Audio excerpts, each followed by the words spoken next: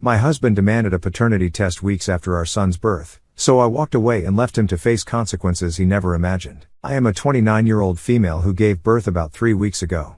My son and I are currently living with my in-laws because of a horrible fight with my husband, Michael, who is 32 years old. Michael demanded a paternity test 2 weeks after our son was born because he suspected the child was his brother's. For context, his brother, Brian, who is 29, and I went to college together. Brian and I have been great friends since the first day of college, and it was through Brian that I met my husband. I cannot understand why Michael is so insecure all of a sudden. My parents live in Iowa, and we went to college in Buffalo. Brian lived nearby and once invited me to his home because I had been feeling very homesick in my first year. That's how I met Michael for the first time. Michael and I exchanged numbers, but we didn't start talking until after I graduated college. We became friends, and after that, we started dating. After being in a relationship for almost 4 years, we got married 3 years ago. So far, everything had been perfect. We were great together, and Brian and I were still really close as friends. The three of us often hung out together in a group, and Michael had never had a problem with it. It was only after I entered the 8th month of my pregnancy that Michael started acting weird around us. He began distancing himself from me and spending more time at work. I chalked it up to him being nervous about the baby and tried to fix the situation by telling him that he would be a great father and that he had nothing to be nervous about. However, even that didn't seem to help. So, I decided to focus on my health until the baby was born. I believed that after the baby was born, he would start acting normal again, but that didn't happen. He refused to spend any time with our son and always made up some excuse not to be around us. He would spend most of his day at work, and when he came back, he would tell me that he was too tired to be with the baby. I tried to put up with it, but when his behavior didn't change even after 2 weeks, I decided to confront him about it. One day, when he came back home from work, I sat him down and told him that I needed to talk to him about his strange behavior. He tried to convince me that he was just tired from work and that this had nothing to do with me or the baby, but I didn't buy it. I voiced my concerns and told him that if he didn't speak up and tell me what his problem was, I wouldn't be able to stay with him anymore because it was really hurting me to have him ignore us like this. So, he finally told me that he didn't believe the baby was his and suspected that I'd been having an affair with Brian, and now he wanted me to get a paternity test for our son. He had no reason to accuse me of something so serious because I'd never treated Brian as anything more than a good friend. It felt like a slap in the face when he said he wanted a paternity test. I started screaming at him almost immediately because I had already been feeling emotionally unstable, thanks to all the post-pregnancy hormones, and that, combined with his strange behavior around us, had pushed me to the edge. His accusing me of having an affair with his brother was the last thing I needed. When I started yelling at him, he told me that this was exactly what he had expected, which is why he hadn't brought it up so far, and he tried to walk out of the room. But that was a really big deal, and I wasn't going to let him drop a bomb on me and then walk away, so I demanded an explanation. He then told me that several weeks ago, when we had invited a few of my college friends to our house for dinner, he'd overheard a conversation between Brian and another friend who had stayed with him. Apparently, the two of them had been talking about how everyone had expected me to end up with Brian because we seemed to get along so well, and Brian had just laughed it off instead of saying something to defend Michael. I didn't even understand what he wanted Brian to defend him from because it wasn't as if saying that everyone had expected him to end up with me was an attack on Michael somehow. It isn't odd for people in college to think that friends of opposite genders might get together in the future, and they were just gabbing about the past. It was harmless and fun, but ultimately, it meant nothing because Brian was my friend, and Michael was my husband. That should have been enough for him to feel secure, but he took that to heart and began to believe that maybe Brian and I did have a thing going on. That's why he had been acting so strange ever since the day of the dinner party. He was suspecting me of having an affair with his brother and being disloyal to him over a conversation that I wasn't even a part of. It was insane, and I tried to explain to him that he sounded really stupid, but it didn't matter to him. He said that now that everything was out in the open, he wouldn't talk to me until I got a paternity test done and he knew for sure that the baby was his. Under normal circumstances, I never would have had an issue with a paternity test, but this just seemed ridiculously stupid. I couldn't believe that he was accusing me of cheating on him with his brother, even after being with me for so long. I was really angry and upset, so I decided to take our son and leave the house. He didn't even try to stop me as I left, but I soon realized that I had messed up because I had nowhere to go. I didn't want to go to any friend's house because then I would have to explain to them what happened, and this was just very personal. I would have gone to Brian's place, but that would just reinforce what Michael already believed, and I didn't think that it was appropriate under these circumstances anyway. With nobody else to turn to, I decided to go to his parents' house since I was sure that I could rely on them. They seemed to like me, and they were my best bet after Brian. So, the day that I left, after wandering around for a bit, I headed to my in-laws' house, and they gladly took me in. When I explained to them why Michael and I had been fighting, they seemed really embarrassed and apologized to me on his behalf. But they also told me that it was really out of character for Michael to be so insecure, especially when it came to Brian, because the two of them had always been close and never had the kind of crazy sibling rivalry that others do. I agreed. It really was out of character for Michael to be insecure about his brother. The three of us were a tight-knit group, and that's how it had always been. So, this sudden change in Michael's behavior made no sense to any of us. Nonetheless, his parents told me that I was free to live with them for as long as I wanted to, and they would respect whatever decision I made regarding my relationship with their son. They told me that even if I decided to get divorced, they would support me, but in the meantime, they would do their best to make Michael apologize to me and actually mean it. They kept trying to talk sense into him for a while, but on the third day, they informed me that they had decided to cut him off until he stopped acting like an idiot. This would be a problem for him because his parents were supposed to let him take over their family-owned textile business in a few months. His parents were retiring, and he had been in the running to inherit their business. But if they cut him off, Brian would end up inheriting it, and since he had no interest in running a business, he would probably sell it off. Then Michael would get nothing out of it. But the truth was that my in-laws only wanted him to reconsider what he was asking of me and accusing me of, scaring him into thinking that he was going to lose the business. They didn't really have any intention of letting the business go to Brian because they knew that he would sell it, and they had worked hard to build a brand for themselves. They were obviously not going to throw it all away over my fight with Michael. They told me that they were just going to let Michael think that they were cutting him off for good, and eventually, he would come around and apologize to me. Then we could sort things out between the two of us, be it by getting back together or getting divorced. Their only goal was to make him apologize to me and talk things through with me, and I appreciated that they were doing so much for me because I had nobody else to count on. I couldn't tell any of my friends, and I definitely couldn't talk to Brian about any of this because this had a lot to do with him. So, Michael's parents were the only ones keeping me sane. After his parents told him that they were going to cut him off, we expected him to reach out to me immediately to sort things out. But he waited for a day before contacting me. When he called me 2 days ago, I expected him to apologize to me, but as soon as I picked up the call, he started screaming at me and accusing me of trying to manipulate his parents into giving Brian control of the business so that the two of us could benefit from it because, apparently, he was my lover now. I could hear his voice cracking and knew that he had been crying, which made me feel terribly guilty. He told me that he knew what I was trying to do and couldn't believe that I was cheating him out of a business as well as his baby. He called me heartless and whatnot before I finally told him that his parents were not going to give the business to Brian. They were just trying to scare him into thinking exactly that so that he would contact me and talk to me. He went silent for a while after I told him that and then said that I was just evil incarnate. He said that he couldn't believe that now I was even trying to turn his parents against him just because he had valid concerns about the true paternity of the baby that he was supposed to be raising for the rest of his life. It was infuriating to hear him talk about how valid his concerns were when, in reality, his only concern stemmed from a stupid conversation that he had overheard. I tried to argue with him, but he told me that instead of wasting both our time by fighting, I could just do the right thing and get a paternity test. He accused me of being manipulative to get my way and told me to keep his parents out of this. I just feel helpless and have no idea what to do anymore. Am I the asshole for not wanting to get a paternity test? I decided not to go through with the paternity test and instead filed for divorce. It's been one crazy week since the last update, and so much has happened that I don't even know where to start. But first things first, thank you so much for all the comments and the advice. Now, coming to why I have decided to get a divorce from Michael. After that last phone call with him, I confided in his parents and told them that their plan to scare him into apologizing and sorting things out with me had backfired miserably, and now things were even worse than before. I also told them how he had accused me of manipulating them, but they reassured me that they were happy to have me because I was the mother of their grandchild. Even apart from that, they had known me for the longest time, and they loved me because I was a part of their family. Since I lived away from my parents for Michael's sake, it was their duty to take care of me and look out for me when I was going through a rough patch. Hearing his parents say such nice things about me made me feel less lonely and more sure of myself.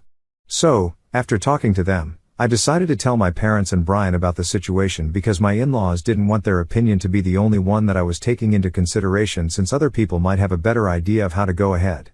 When I told my parents about what Michael had said, they told me that they would support me regardless of what decision I made. The only reason nobody was telling me to leave Michael, despite how obviously wrong he was because of our son. I hate to say it about my son, but having a child with Michael is really complicated because I had to think about our kid's future before I made any decision. Then I had the most difficult conversation of them all when I spoke to Brian about what was going on. When I told Brian about what his brother had accused me of and asked him about the conversation that he had overheard, he started looking really uncomfortable, and I realized that both of them knew more than what they were letting on. So, I pushed Brian and forced him to tell me what he knew because I was sure that he was hiding something from me, and so was Michael. Since people don't just start suspecting their wife over something so petty, a lot of you in the comments had also suggested that there might be something that Michael was hiding from me. It just didn't add up that, after years of being okay with my friendship with his brother, he was suddenly not fine with it out of the blue. There had to be more to the story that he wasn't letting me know. But I had been too caught up thinking about the consequences of whatever was going on at the time, as well as looking after my son, to really consider things like this. But yes, Brian told me the truth, and now I hate both brothers because I couldn't even imagine people could be capable of being this stupid and heartless. Apparently, when Michael had overheard the conversation, he had also heard what happened after Brian laughed. Brian had said to that friend that even he had expected that the two of us would get together after college, but life had other plans, and his brother got in the way. So, Michael was actually mad about that, not just because Brian laughed it off, and that made a lot more sense because Michael's version seemed a little too petty and incomplete to me. The reason I didn't find out about it until now was because Michael had promised his brother that he wasn't going to tell me what he heard that day. Brian had been discussing this with his friend in the backyard, and he hadn't seen Michael standing around. But as soon as he heard what Brian had said, Michael went up to him and confronted him about it. That friend went back into the house, but even he didn't tell me anything later on, which I can forgive because he and I are not as close as I am to the others. Obviously, when Michael confronted Brian and asked him what he had meant when he said that he had expected me to get with him after college, Brian ended up confessing that he had feelings for me and had been waiting for us to graduate so he could ask me out. He knew that I had a strict no dating policy until I graduated, but I ended up getting together with Michael instead, and that had been his first heartbreak. But he dealt with it somehow and tried not to let it show because he wanted us to be happy. I have to say he did a pretty good job because, for so many years, I never had a clue that he had feelings for me, and neither did Michael. Brian was the one who begged Michael not to tell me about it because that would ruin our friendship, and he didn't want that to happen. So, Michael stayed true to his word and didn't tell me about what Brian had said that day. But Michael still had second thoughts about me and my relationship with Brian and began to suspect me. He knew that even if we did have a thing together, asking Brian would lead nowhere because he would just lie to him and get away with it. My guess is that he started getting paranoid after the day of the party, but since he had already promised Brian that he wouldn't bring it up with me, he just started distancing himself from us altogether. Over time, the paranoia just got worse, which is why he started accusing me of absurd things and demanding a paternity test for no reason. I'm guessing at what happened, but I don't know what exactly was going on in Michael's mind for the past couple of weeks since he found out about Brian and his feelings toward me. Regardless of what he was thinking, it was ridiculous of him, and I was not going to stand for it. It made no sense to me that he would rather cover for his brother than just talk to me and clear the air with all of us. It's actually crazy, and I can't think of one rational, logical explanation for any of this. Getting a divorce was the only option that I had because it had become very clear to me that there was no going back from here. I'm not talking to Brian anymore, but I'm still living with his parents, who have been kind enough to let me stay with them and even get me a lawyer because it's their kids who got me into this mess, and they feel responsible for everything that's happening to me. They have been really supportive and helpful, and I couldn't be more thankful that I have such great in-laws. People like this are truly rare to come by. I have filed for a divorce, and soon enough, Michael will be served. He and I haven't spoken since that phone call where he told me that getting a paternity test is the only way out of this. I guess he hadn't counted on me to file for divorce because I hadn't brought it up since, at the time, I still believed that we could work past this. But that was stupid of me. There is no way we can work this out. He's being insane right now, and I don't think that's the kind of energy that I need around me as a new mom still struggling to adjust to life with a baby. If he would rather cover for his brother and make me the bad guy by suspecting me of cheating on him with Brian instead of just doing the normal thing and talking about it, then I don't think he deserves to be a husband or a father. He can stick to being a good brother and a good son. I'll handle the rest since our family doesn't mean as much to him as the one he was born into. So, Michael was served with the divorce papers today, and he didn't see it coming. I have no clue why. He called me and asked me if I was really going to separate from him rather than just taking the easy way out and getting a paternity test done. So, I told him that I knew exactly why he was upset because I had spoken to Brian, and he had told me the truth. I told him that he was acting insane by covering for Brian instead of being transparent with me and telling me exactly why he was suspecting me. He replied, saying that he had promised Brian that he wouldn't tell me because that would ruin our friendship.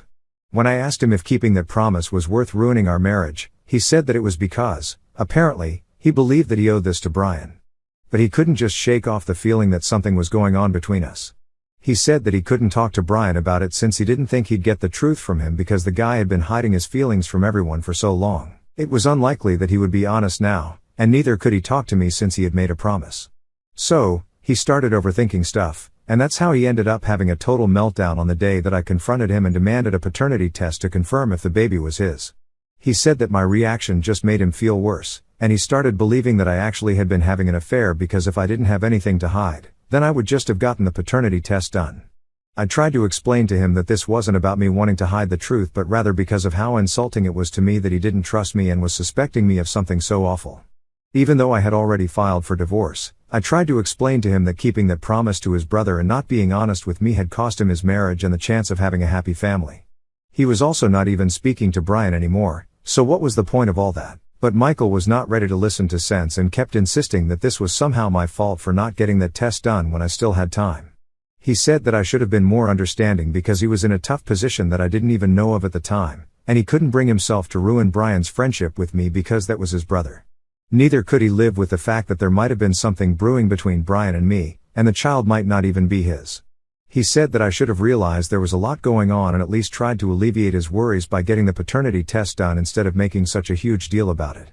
It was an extremely frustrating conversation, and after a while, I gave up trying to make him see my side of things. He was clearly too hung up on his own insane anxieties to consider that maybe even other people had feelings, and he had deeply hurt mine. To him, some promise that he made to his brother was far more important than his wife and child, and yet he suspected this same brother to be the father of his kid. It didn't even make sense, and even while I'm typing this out, I feel like I'm going to cry because of how ridiculous this situation is. If I'm being honest, I think there might be something wrong with Michael because I can't think of any sane human being acting out like this. If I were in his place and I suspected that Brian had feelings for me, I would never have made any promises because my family would be my number one priority, and by family, I don't mean my brother but the family that I chose for myself, my wife and my son. And even if I did promise my brother that I wouldn't ruin his relationship with my wife, I still wouldn't let myself go crazy and end up accusing my wife of cheating on me just because I was insecure. The fact that he wanted a paternity test only because he suspected me, completely based on his feelings with nothing to substantiate his fears, is what makes it even worse. Even today, the conversation that we had was completely based on what he was feeling at the moment, and he didn't even seem to care about the fact that this marriage had two people in it, and a divorce was going to affect both of us, not just him. He also didn't ask about our son and how he was doing, which was very upsetting because when all of this is over, my son might not have a father figure in his life through no fault of his own. It's these two brothers who messed up, and for some reason, the universe is punishing me and my son for it. It isn't fair, and most of it doesn't even make sense really, but it is what it is. My parents are flying down in a couple of days to meet me because things are getting really awful. Michael's parents are still not speaking to either of their sons, and they have started to consider cutting both of them off permanently because they find all of this incredibly disappointing. They're considering letting one of their employees take over the business instead of Michael. I definitely think they should cut Michael off, but I don't know about Brian. He hasn't done anything terrible, he was just honest with Michael for once, and Michael was the one who let it get to his head and messed up his marriage. That's not on Brian, but it's his parents' decision, and I'm not going to interfere there. I'm just grateful that they are standing up for me. It might have something to do with the fact that they do want to see their grandson after the divorce, but regardless of everything, I still love and respect them because they have gone above and beyond in their attempts to make life easier for me right now.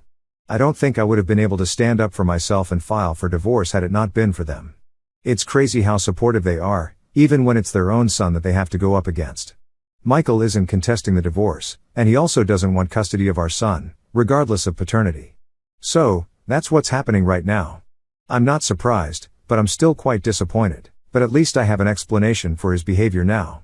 He reached out to his parents a few days back and told them that he had been to see a psychologist a few weeks ago, around 3 days after I moved out. They did a complete psychological evaluation and medical exam, and he had been diagnosed with a severe anxiety disorder very recently. It had taken several sessions with the doctors, but they had finally concluded that this is what was going on with him. It was shocking news for all of us because he had never exhibited any symptoms of mental illness before, so this had to be a very recent development, or maybe he had, and we had all just missed it. There have been a lot of revelations about Michael and Brian in the past couple of weeks, so right now, I'm inclined to believe that maybe I didn't know these people as well as I thought I did. Regardless of the medical condition, I still think that I have no reason to forgive him because he hasn't apologized to me. His mental state can be an explanation for his behavior at best, but not an excuse to do whatever he pleases and say whatever he wants to. He didn't even have the courtesy to inform me himself. He told his parents, and that's how I got to know. Apparently, he has also been fired from his job for not showing up for 1 week straight after I left, and he needs money to cover rent, which is another reason why he contacted his parents. I thought he might be lying about the anxiety disorder, but he had all the legitimate medical documents to prove it, so I guess it's real, and this is happening. In a way, I think it's for the best if he doesn't get to be with me or see his son for a while, not until he's better at least. The divorce proceedings are about to begin in a couple of days. My parents are already here, and we're all living together in my in-laws' house, who have been gracious enough to open their home even to my parents. I just pray that everything falls into place soon and that I can regain some sense of normalcy in my life now.